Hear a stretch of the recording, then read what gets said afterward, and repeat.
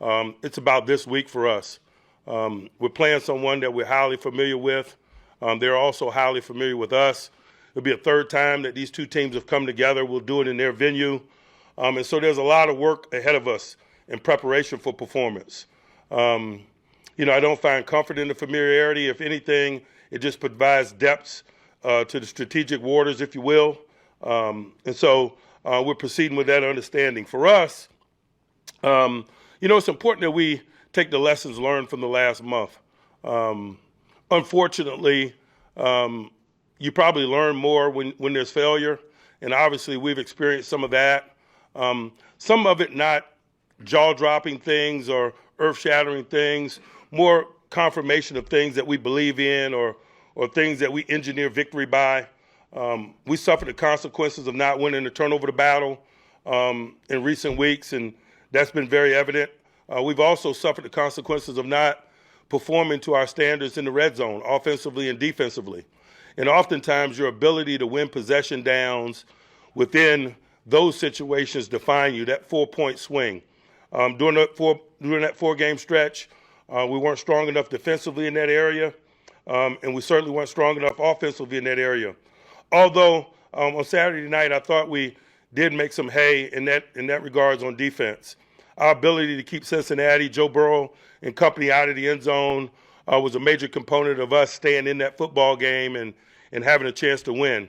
As we talked about last week, Joe and company, I think Joe had thrown at least 3 touchdowns in every game over the second half of the season, and our ability to hold him and that collective to 1 touchdown in play was why we were close, why we had the ball and a chance to win at the end. In regards to dreaming about the next 4 weeks, for us, I certainly want us to have belief in self, but I just don't want us to waste a whole bunch of time in it. The next four weeks will be defined by a string of nows, our ability to focus on task at hand, to win moments, to prepare with an edge, to be hyper and singularly focused. And so that's what our intentions will be as we lock in on this week's prep. From a health perspective, a couple things to update. Cam Hayward obviously is sick. I think he stated so after the game. Gave him the day off, man, in an effort to put that behind him so it doesn't affect his preparation as we lean in on this game. Mason McCormick has a broken hand. He'll be sized for a cast and or a brace and check functionality there. And so his participation and the quality of his participation will kind of be an indication of his potential availability as we push forward. Dante Jackson was held out last week with ongoing back issues. He feels good this morning, but again, we'll watch him throughout the course of the week and see what his participation does in terms of the possibility of his inclusion.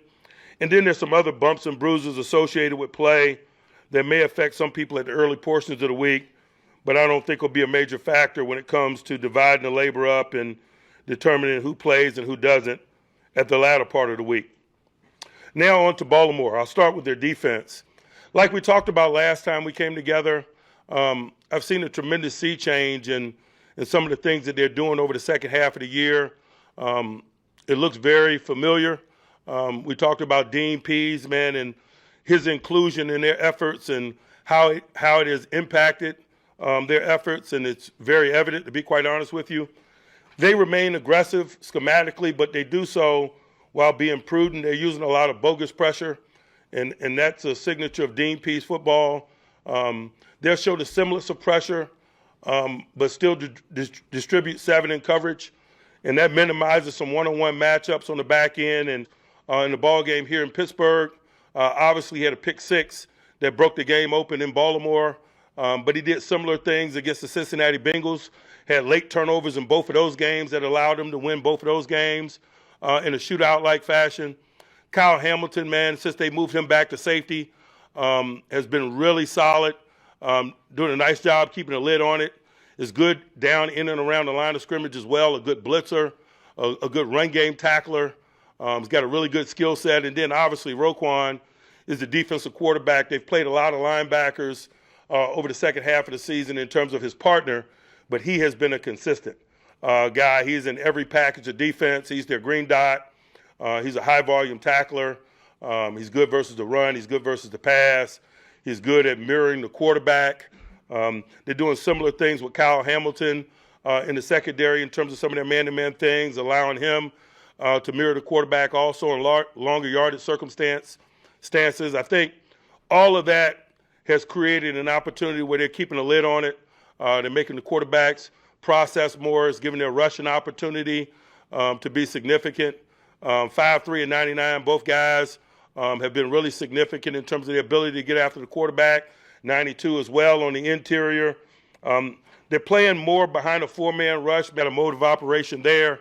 I would imagine the special teams component is going to be big in a game like this. It was the last time we came together.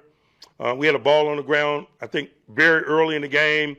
In the punt game that we didn't recover, we had one later that we did recover and gave us an opportunity. And so we got to be on the top of our A game there and look to find an advantage if we can in that space.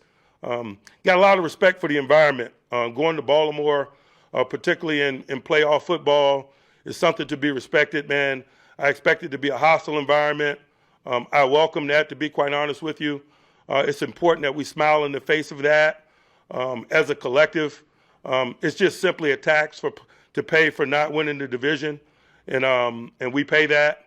But we're excited about the playmaking, the tangible things that will decide the outcome of this game. And we realize we got a short amount of time to prepare, and we're preparing with an edge. And we look forward to pitting our skills versus the Ravens on Saturday night.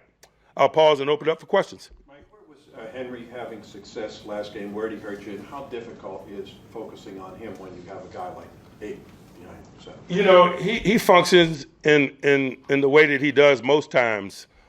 He's a big guy. He wears away at you over the course of the game.